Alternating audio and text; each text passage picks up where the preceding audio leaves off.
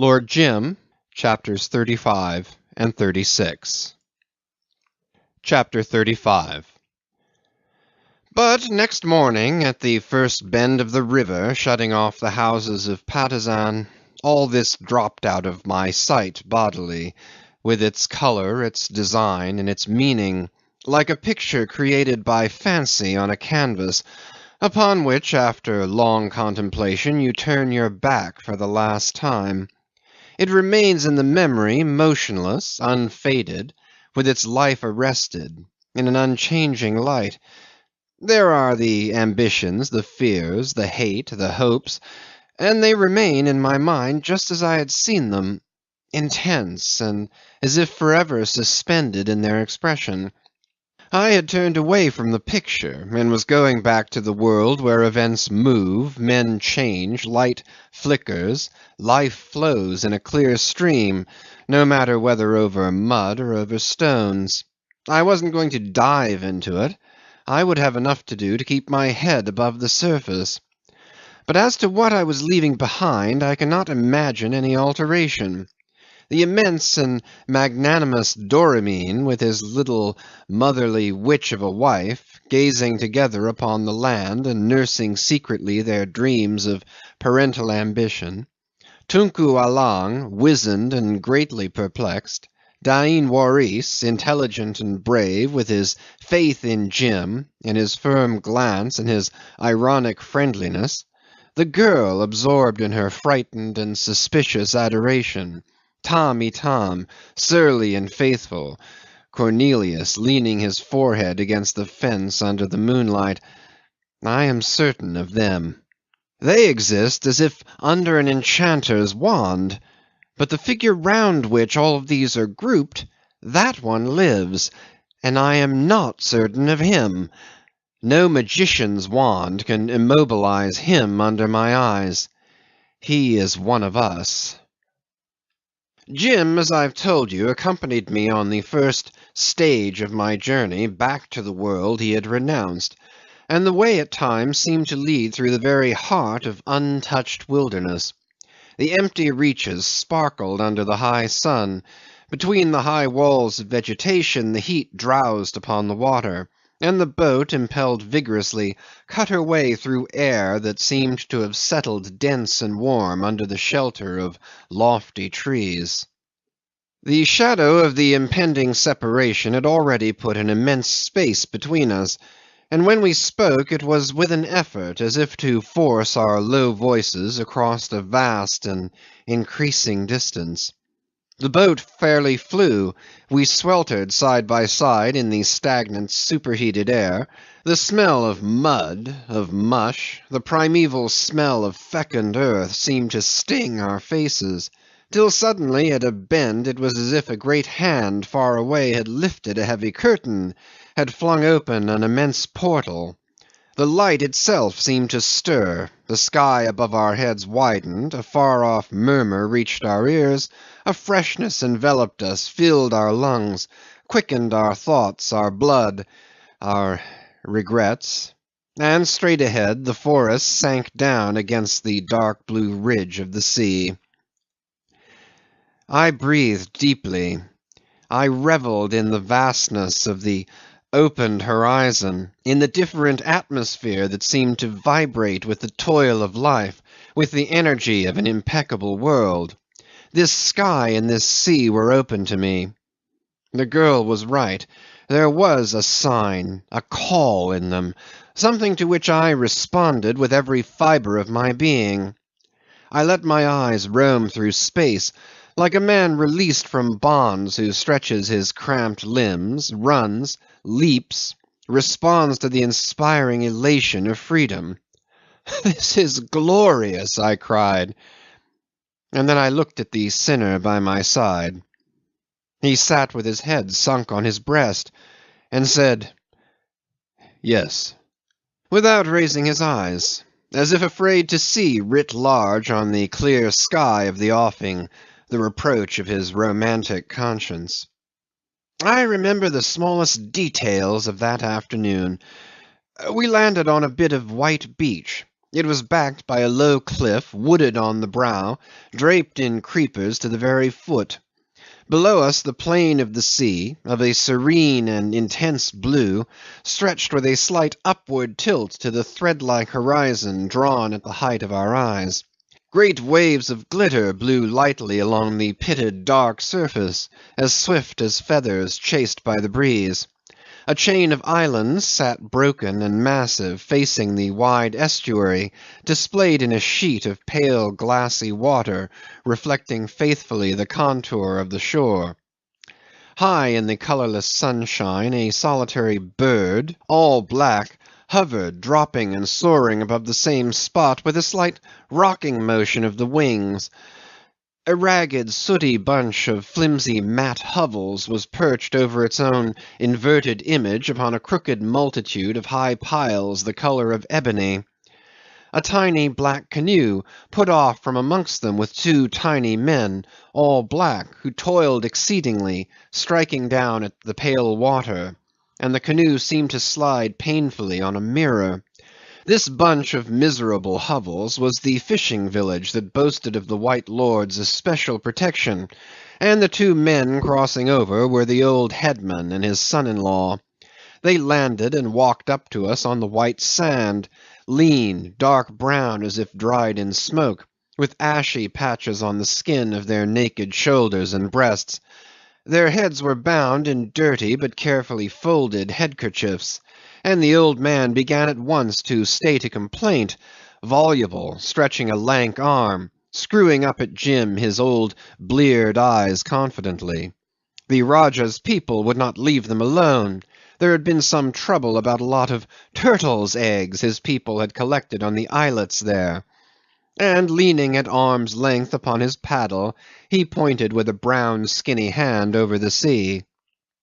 Jim listened for a time without looking up, and at last told him gently to wait. He would hear him by and by. They withdrew obediently to some little distance, and sat on their heels with their paddles lying before them on the sand. The silvery gleams in their eyes followed our movements patiently, and the immensity of the outspread sea, the stillness of the coast passing north and south beyond the limits of my vision, made up one colossal presence watching us four dwarfs isolated on a strip of glistening sand. "The trouble is," remarked Jim moodily, "that for generations these beggars of fishermen in that village there had been considered as the Rajah's personal slaves, and that old rip can't get it into his head that—" He paused. "That you have changed all that," I said. "Yes, I've changed all that," he muttered in a gloomy voice. "You have had your opportunity," I pursued. "Have I?" he said. "Well, yes, I suppose so. Yes, I've got back my confidence in myself, a good name. Yet sometimes I wish. No, I shall hold what I've got. Can't expect anything more." He flung his arm out towards the sea. "Not out there, anyhow." He stamped his foot upon the sand. "This is my limit, because nothing less will do." We continued pacing the beach. "Yes, I've changed all that," he went on, with a sidelong glance at the two patient squatting fishermen. "But only try to think what it would be if I went away. Jove, can't you see it? Hell loose. No. Tomorrow I shall go and take my chance of drinking that silly old Tunku Allang's coffee, and I shall make no end of fuss over these rotten turtles' eggs. No, I can't say enough. Never. I must go on for ever holding up my end, to feel sure that nothing can touch me. I must stick to their belief in me to feel safe and to. He cast about for a word, seemed to look for it on the sea. To keep in touch with. His voice sank suddenly to a murmur. With those whom perhaps I shall never see any more. With with you, for instance. I was profoundly humbled by his words. For God's sake, I said, don't set me up, my dear fellow. Just look to yourself. I felt a gratitude and affection for that straggler whose eyes had singled me out, keeping my place in the ranks of an insignificant multitude. How little that was to boast of, after all! I turned my burning face away. Under the low sun, glowing, darkened, and crimson, like an ember snatched from the fire, the sea lay outspread, offering all its immense stillness to the approach of the fiery orb. Twice he was going to speak, but checked himself. At last, as if he had found a formula, "I shall be faithful," he said quietly. "I shall be faithful." He repeated, without looking at me, but for the first time letting his eyes wander upon the waters whose blueness had changed to a gloomy purple under the fires of sunset. Ah! He was romantic, romantic. I recalled some words of Stein. In the destructive element immerse. To follow the dream, and again to follow the dream, and always so, usque ad finem. He was romantic, but none the less true. Who could tell what forms, what visions, what faces, what forgiveness he could see in the glow of the west? A small boat, leaving the schooner, moved slowly with a regular beat of 2 oars towards the sandbank to take me off. "And then there's Jewel," he said out of the great silence of earth, sky, and sea, which had mastered my very thoughts so that his voice made me start. "There's Jewel." "Yes," I murmured. "I need not tell you what she is to me," he pursued. "You've seen. In time she will come to understand. I hope so," I interrupted. "She trusts me too," he mused, and then changed his tone. "When shall we meet next, I wonder?" he said. "Never, unless you come out," I answered, avoiding his glance. He didn't seem to be surprised. He kept very quiet for a while. "Good bye, then," he said, after a pause. "Perhaps it's just as well." We shook hands, and I walked to the boat, which waited with her nose on the beach. The schooner, her mainsail set and jib sheet to the windward, curveted on the purple sea. There was a rosy tinge on her sails. "Will you be going home again soon?" asked Jim, just as I swung my leg over the gunwale. "In a year or so, if I live," I said. The forefoot grated on the sand. The boat floated. The wet oars flashed and dipped once, twice.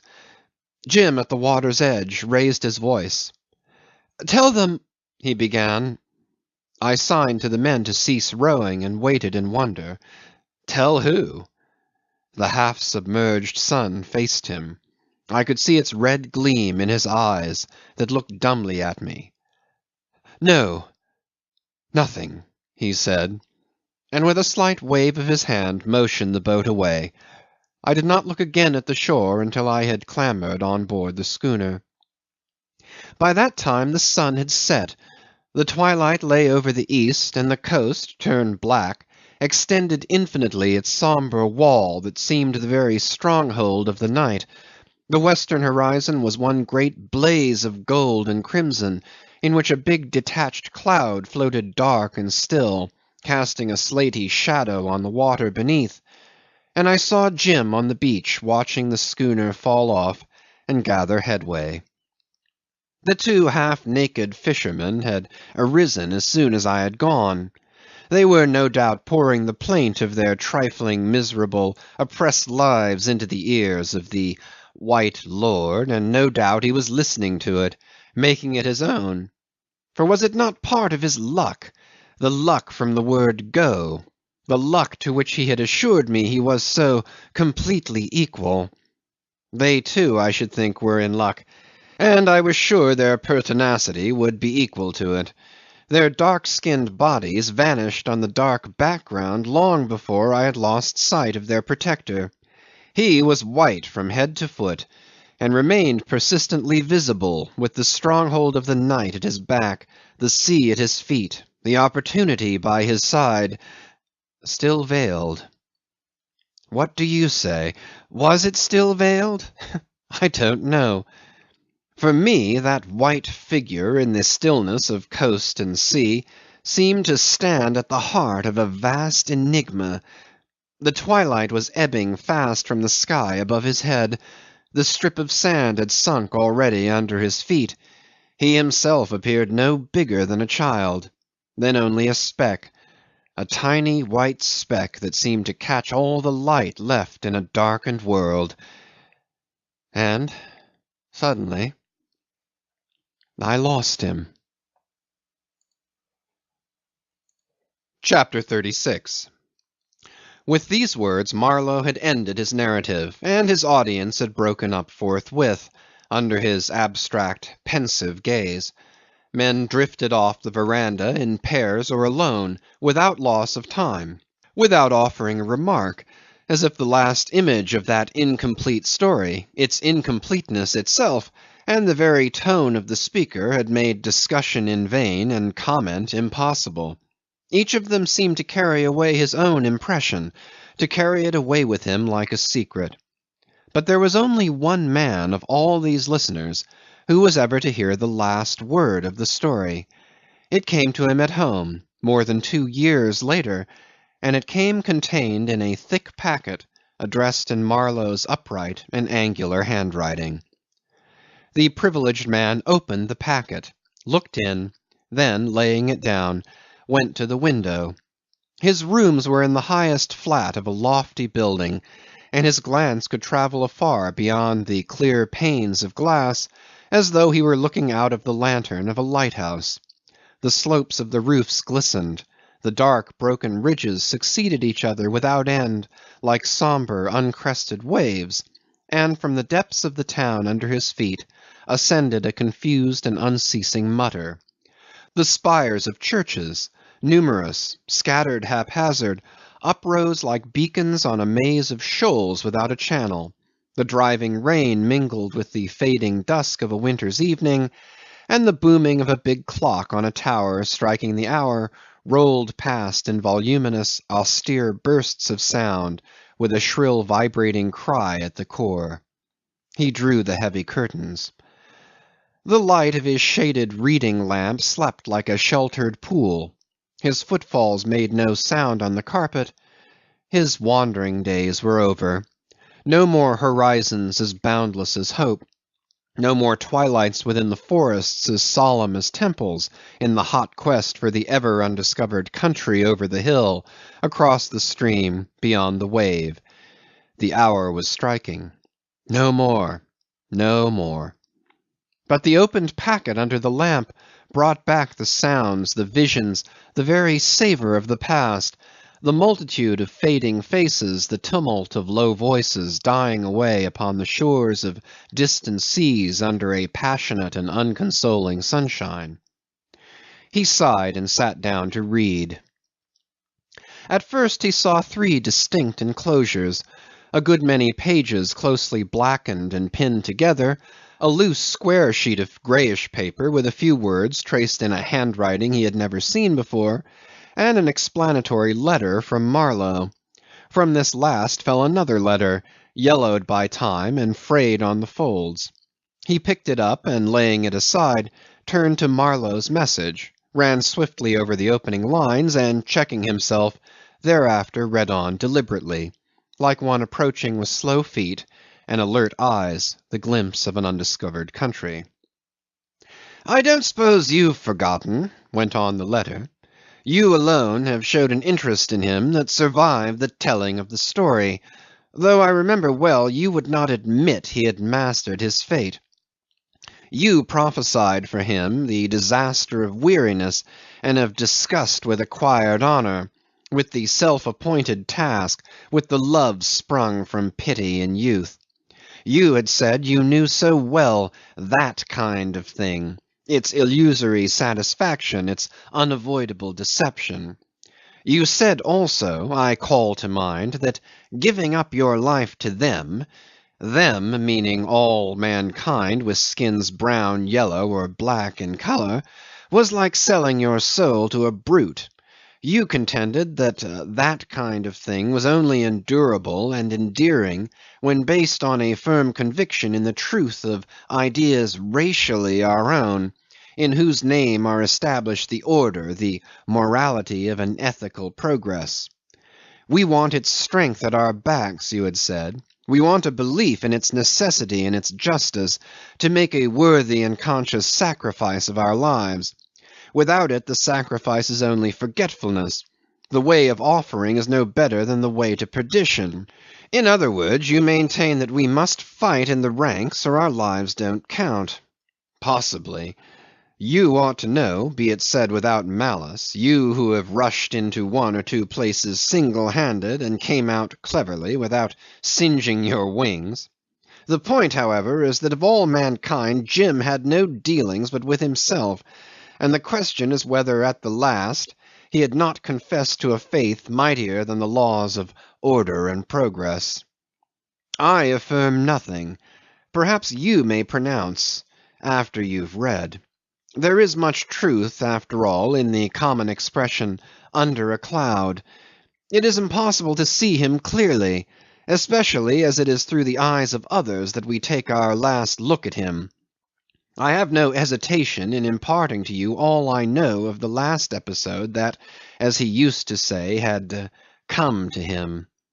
One wonders whether this was perhaps that supreme opportunity, that last and satisfying test for which I had always suspected him to be waiting, before he could frame a message to the impeccable world. You remember that when I was leaving him for the last time he had asked whether I would be going home soon, and suddenly cried after me, "Tell them." I had waited, curious I'll own, and hopeful too, only to hear him shout, "No, nothing." That was all then, and there will be nothing more. There will be no message unless such as each of us can interpret for himself from the language of facts that are so often more enigmatic than the craftiest arrangement of words. He made, it is true, one more attempt to deliver himself, but that too failed, as you may perceive if you look at the sheet of greyish foolscap enclosed here.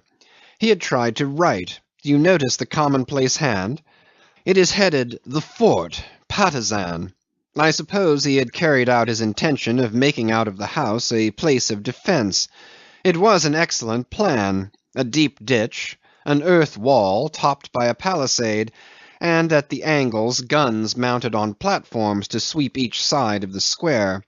Doramin had agreed to furnish him the guns, and so each man of his party would know there was a place of safety, upon which every faithful partisan could rally in case of some sudden danger. All this showed his judicious foresight, his faith in the future.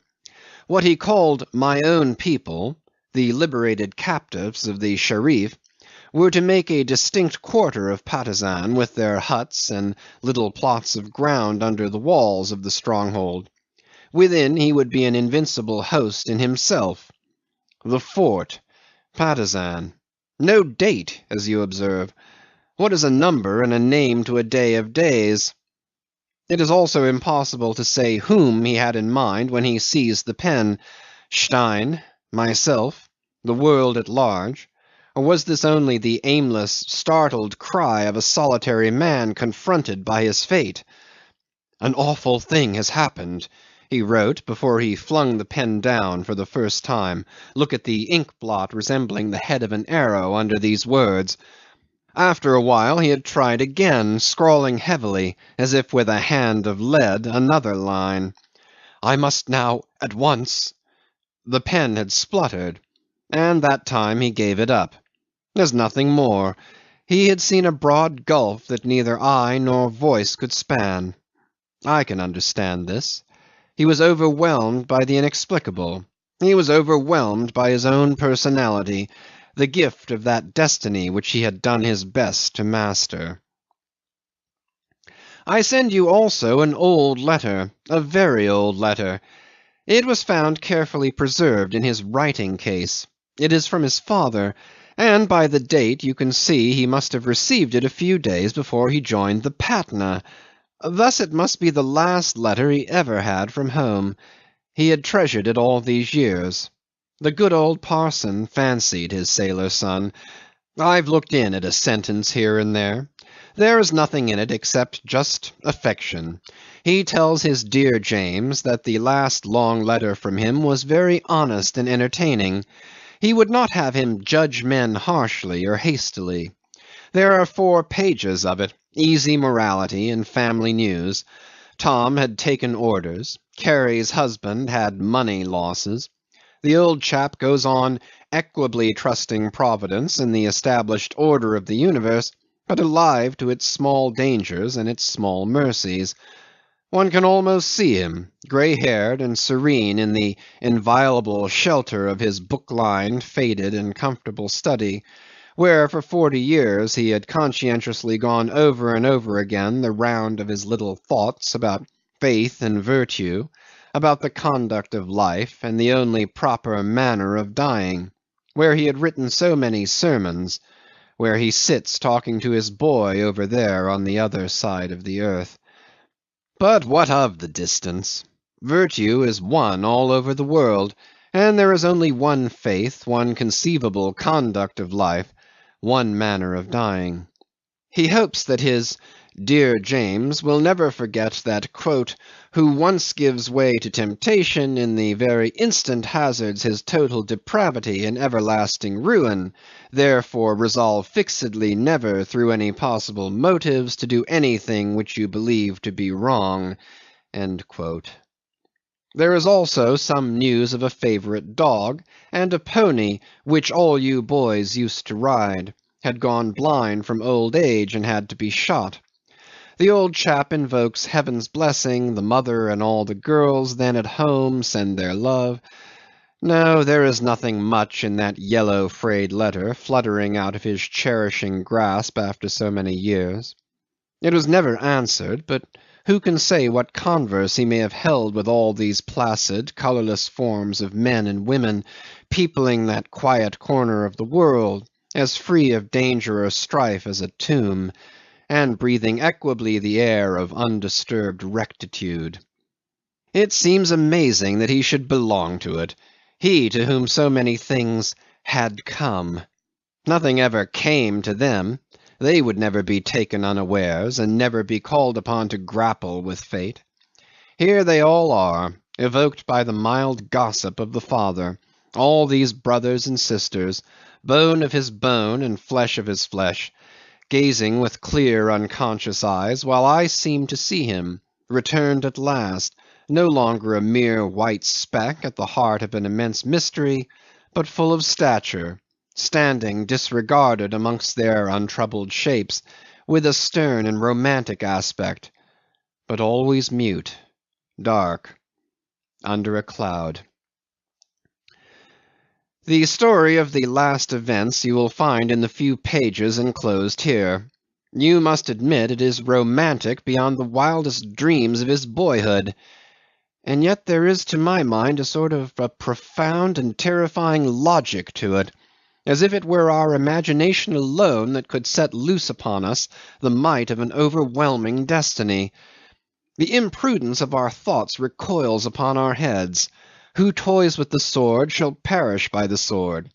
This astounding adventure, of which the most astounding part is that it is true, comes on as an unavoidable consequence.